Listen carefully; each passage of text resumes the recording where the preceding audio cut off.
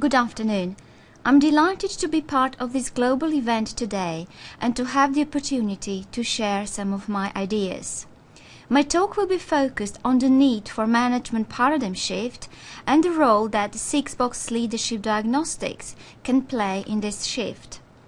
My dream is to see hundreds of thousands of organizations all over the world moving away from outdated management practices and embracing more human management approaches that will make people who work in those organizations happier, more innovative, engaged, and more passionate about their work.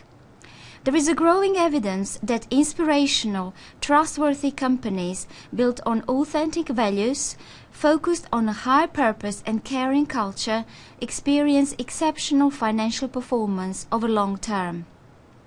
I'm passionate about facilitating management paradigm shift. In addition to my research, consulting, and management hacking work focused on management innovation, I'm trying to help this shift by working on connecting various global management innovation movements, as I believe we can achieve a tipping point for a paradigm shift only if all these movements work together to make a real difference. I think it is the right time now to achieve a management paradigm shift. It is inevitable and it is already happening.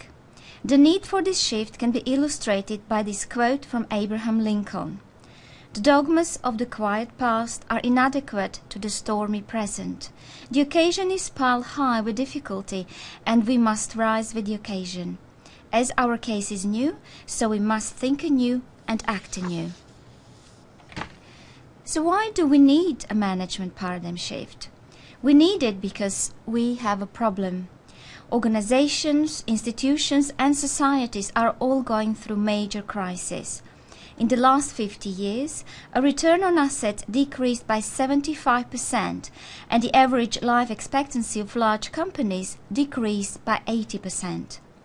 Data shows that only 25% of the workforce is passionate about their work, and global figures for engagement show that 80% of employees are less than fully engaged at work. And there is a cause to that problem.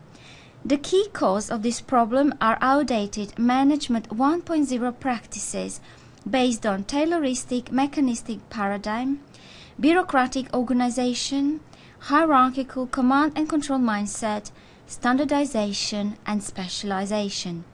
This approach worked well for driving productivity and efficiency in production economy, but it is very detrimental for innovation, engagement, and resilience, which are the key ingredients for the success of modern organizations.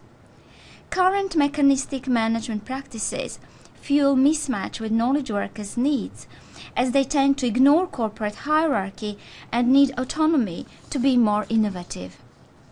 But the good news is that there is a solution to the problem.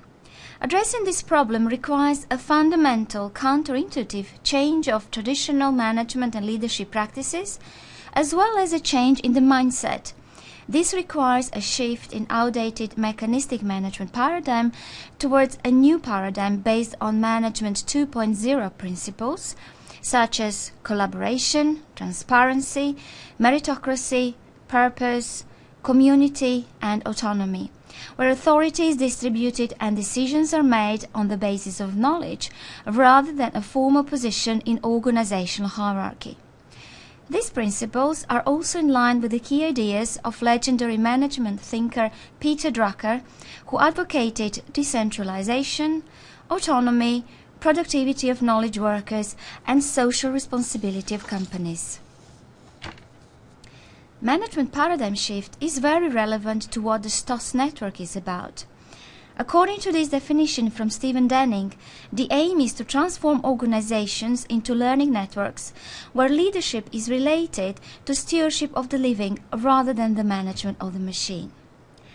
I will now present two models that I have developed to help organizations move from Management 1.0 to Management 2.0.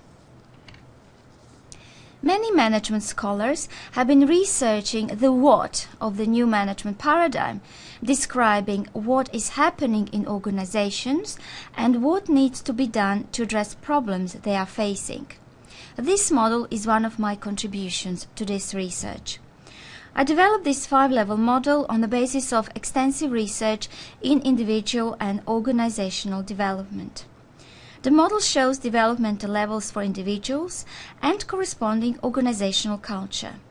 Each level is characterized by specific mindset, beliefs, language used, leaders' behavior, and organizational outcomes.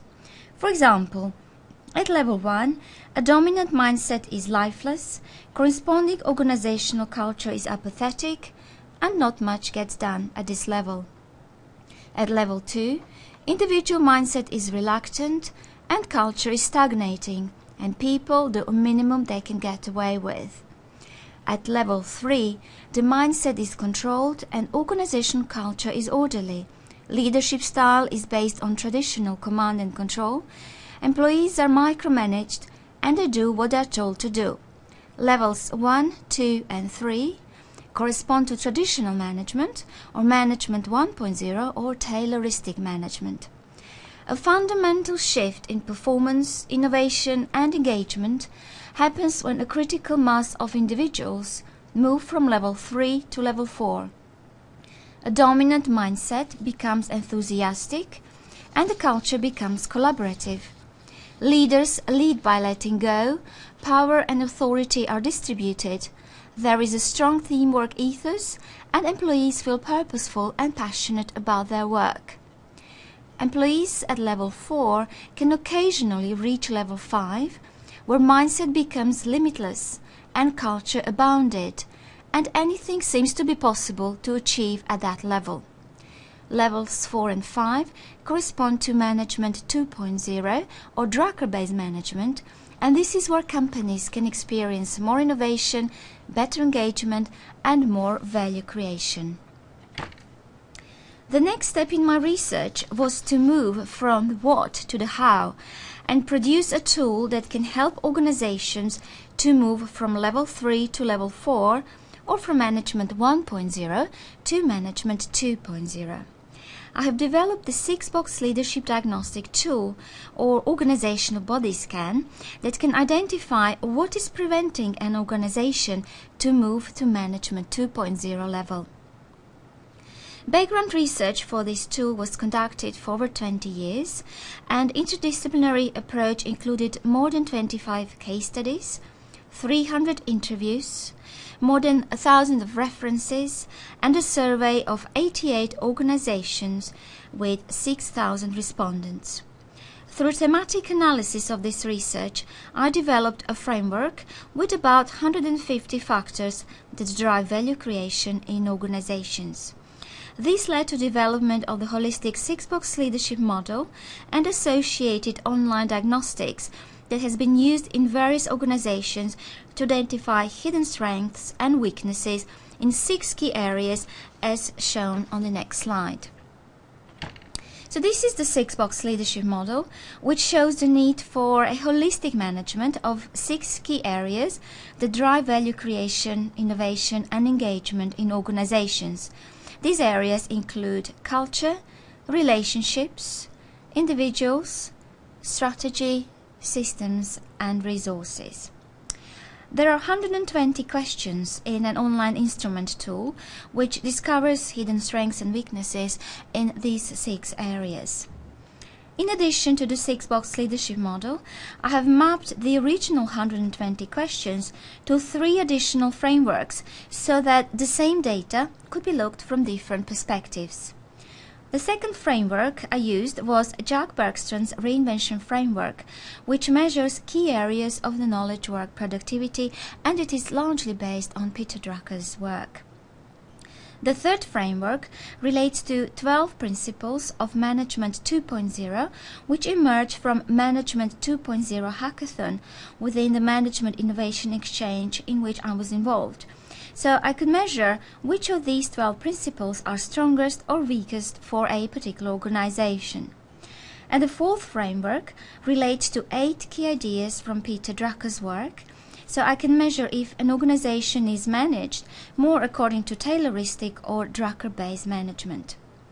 I have used this diagnostic tool in 15 organizations so far to help them move towards Management 2.0, and they have all experienced substantial benefits.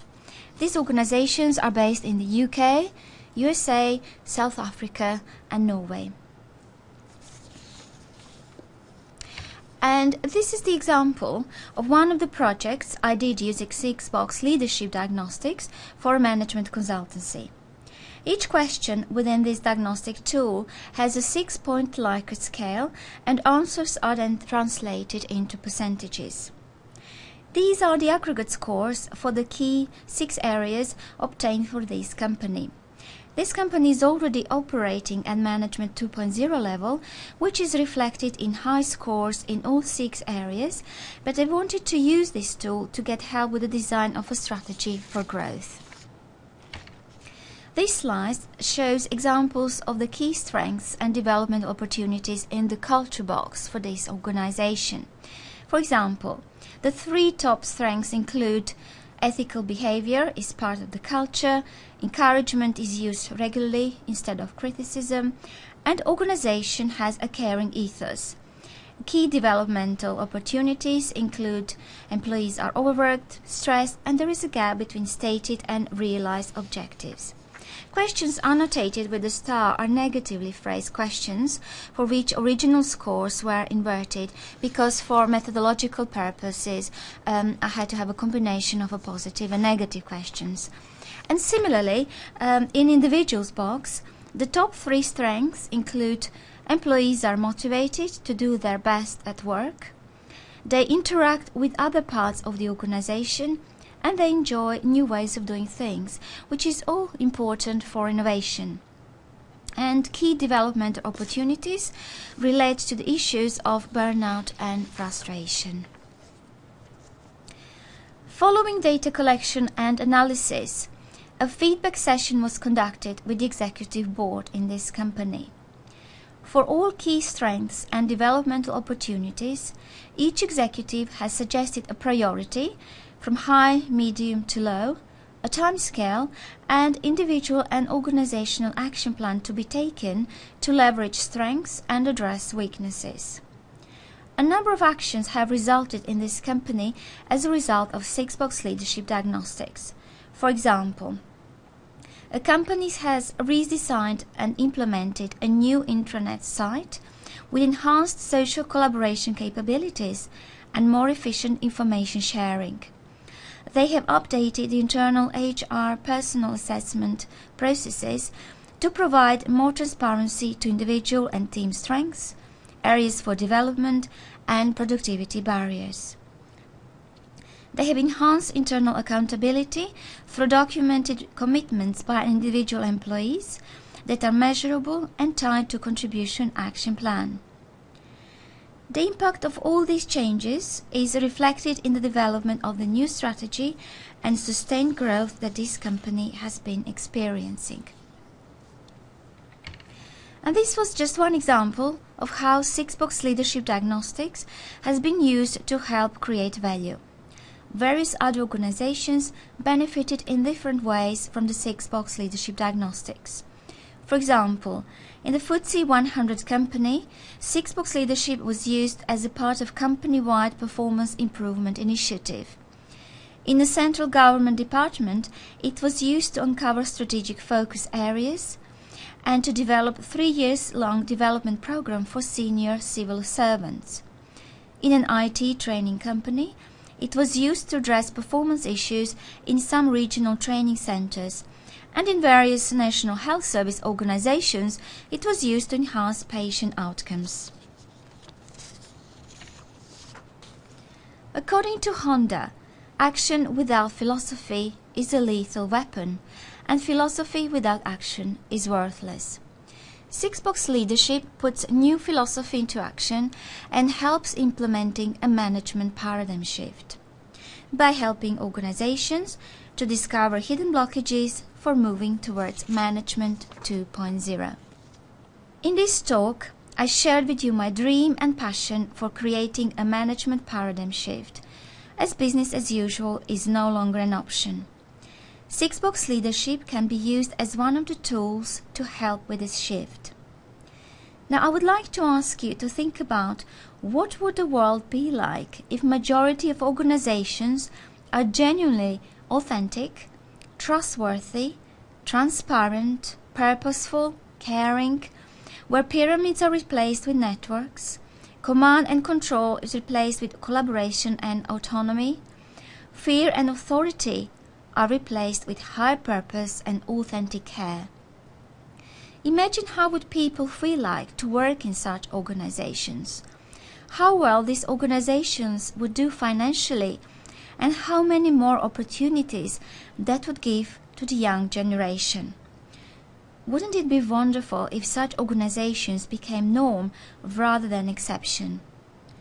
The shift in management paradigm and practices will lead to creating organizations that are fit for the 21st century, with better engagement, resilience and innovation. This will ultimately result in more economic and social prosperity for everyone. And I would like to finish this talk in the spirit of Peter Drucker and ask you, what would you do differently on Monday? Thank you for listening.